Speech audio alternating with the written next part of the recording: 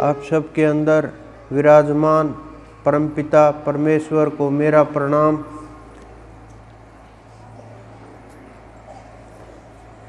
जीवन में परमात्मा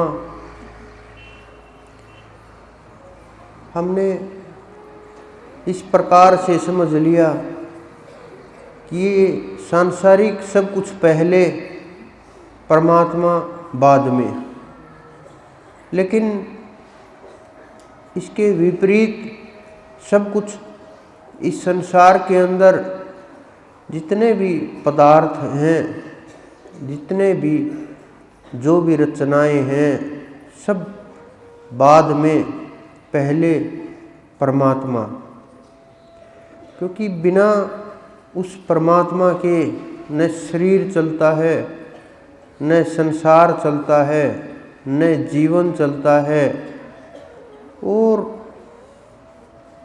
इस जीवन का असली जो लाभ है वो परमात्मा की प्राप्ति से ही संभव हो सकता है। और वो बिना ध्यान के, बिना सुमरण के नहीं हो सकता। आजकल बहुत लोग आध्यात्म के सवाल लेकर के और उससे जुड़े हुए प्रश्न, ध्यान से जुड़े हुए प्रश्न पूछने का प्रयास करते हैं और कोशिश करते हैं कि किसी प्रकार से रास्ता मिले, मंजिल की प्राप्ति हो, ध्यान लगे, कैसे हो। कुछ लोग ऐसे भी जिन्हें पहले कुछ दिखाई देता था, अनुभव होते थे, अब उन्हें कुछ दिखाई देना कम हुआ, थोड़ा सा अनुभव कम हुआ, थोड़े जो स्वप्न की तरह से जो होने वाली घटनाएं, पिछले जन्मों की घटनाएं या देवी देवों का आभास या तेज प्रकाश जो भी नज़र आता था वो थोड़ा कम हुआ। लेकिन उनके मन के अंदर सवाल उठते हैं, अब क्यों कम हुआ? ध्यान तो मैंने बढ़ा दिया, अब तो बढ़ना चाहिए था, कम नहीं होना चाहिए था। लेकिन कम हो गया दिखना, आगे नहीं बढ़ रहा। इसका मतलब इस संसार के अंदर ज़्यादा फंस गया हूँ, ध्यान नहीं जम रहा, एकाग्रता नहीं हो पा रही।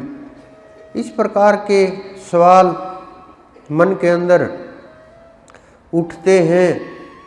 फिर समय के अभाव के कारण प्रत्येक आदमी को इतना समय नहीं दे पाते। तो जिनके बहुत से सवाल, लेकिन कुछ लोग जो प्रथम श्रेणी के हैं, जिस प्रकार से पहली क्लास के हैं और दाखिला सीधा एमए या पीएचडी में प्रयास करते हैं कि जा कर के मैं वहाँ चढ़ जाऊँ या पुस्तकें लिख दूँ, या मैंने तो सब कुछ खोज लिया, मैंने प्राप्त कर लिया, मुझे तो कई पुस्तकें याद हो गई, आज तक जो आपने बोला वो मुझे कंठस्थ याद है। सब के सब बहुत लोगों के प्रवचन सुनते हैं, भागवत सुनते हैं, उनमें कुछ कुछ शब्दों को उठा करके और सोचते हैं ध्यान हो गया, ज्ञान हो गया। लेकिन ये और वो अलग अलग विषय हैं, दोनों बिल्कुल अलग। क्योंकि ये जो विषय है, ये ध्यान का विषय है। ये शुरू जब आप करते हैं ध्यान को, तो एकाग्रता की सबसे ज़्यादा आवश्यकता होती है। बिना एकाग्रता के ध्यान नहीं हो सकता।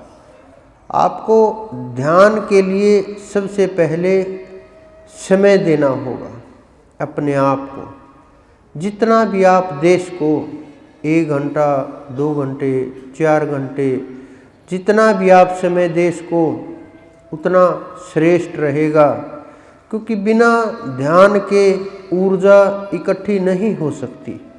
ऊर्जा इस संसार के अंदर मंत्र के द्वारा ऊर्जा इकट्ठी होती है, तंत्र के द्वारा ये ऊर्जा इकट्ठी होती है, योग के द्वारा ऊर्जा इकट्ठी होती है, और गुरु के द्वारा जो शक्तिपात किया जाता है उसके द्वारा ऊर्जा इकट्ठी होती है, और जो हम नाम सुमरण करते हैं उसके द्वारा ऊर्जा इकट्ठी होती है। ऊर्जा इकट्ठी करने के यही स्रोत हैं। ये स्रोत तभी काम करेंगे जब आप विधि के साथ, नियम के साथ और प्रत्येक एक एक वस्तु को, एक एक चीज़ों को, एक एक शब्द को ध्यान में रख करके जब आप नियम का पालन करेंगे तब ये ऊर्जा इकट्ठी होनी शुरू होती है। जब ये ऊर्जा इकट्ठी होती है, आप ध्यान करते हो, बहुत समय हो गया, आपने ऊर्जा इकट्ठी कर ली। बहुत लोगों ने देखा होगा जब ध्यान करते हैं, कभी सिर में दर्द, बैठ करके 2-4 घंटे उठे, एकदम सिर में बहुत ज़्यादा दर्द होता है, एकदम से उठे किसी भी अंग में दर्द शुरू हो जाता है, कहीं भी हवा सी चढ़ती हुई दिखाई देती है, महसूस होती है। कभी कभी पेट के ऊपर वाले हिस्से में ऐसा महसूस होता है जैसे सब कुछ रोक दिया गया हो, कि क्या कारण है। लेकिन आप इनको साधारण से रोग समझ करके समझ नहीं पाते। ये बहुत गहरी बातें हैं, कोई बोलेगा नहीं, क्योंकि ये चीज़ें, वस्तुएं अनुभव की हैं, और बिना अनुभव कम ही लोग बोलते हैं। जिन्हें अनुभव हुआ वो मौन हो जाते हैं और बाहर की कथा कहानियों में घुमा करके जीवों को ऐसे ही बिना भजन के इस संसार से विदा कर देते हैं। लेकिन जिनके पास परमात्मा ने, संतों ने, महापुरुषों ने जो रास्ता दिखाया और वो अक्षमता दी, वो जीवों को रास्ता दिखाते रहते हैं। तो जब ये ऊर्जा आप इकट्ठी कर लेते हो, बहुत ऊर्जा इकट्ठी हो जाती है, आप शरीर के अंदर अलग सा तेज अनुभव करते हो, अलग सा जोश अनुभव करते हो, अलग सी ताकत अनुभव करते हो, अलग सा खुशी महसूस करते हो। तो आप समझ लेना कि ऊर्जा का जो स्टोर है वो सुचारू रूप से चल रहा है और ऊर्जा इकट्ठी हो रही है। जब वो ऊर्जा भरपूर मात्रा में इकट्ठी हो जाती है, जितनी हमें आवश्यकता होती है, तरीका माध्यम चाहे कोई भी हो, फिर ऊर्जा को दिशा देने का काम गुरु का होता है।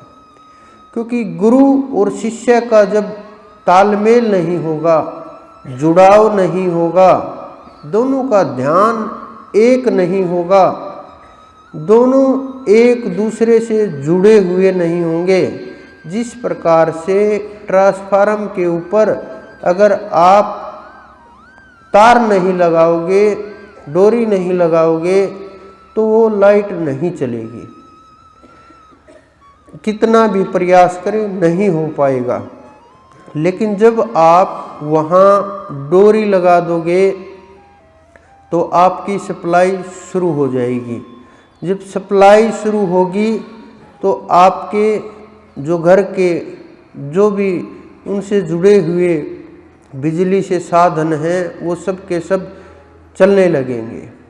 उसी प्रकार से ये सब के सब जो आपके अंदर जितनी भी कोशिकाएं हैं, जितने भी सेल हैं, जो पढ़े लिखे लोग हैं वो समझ भी रहे होंगे, और जो अनुभव अभ्यास वाले लोग हैं वो भी समझ रहे होंगे।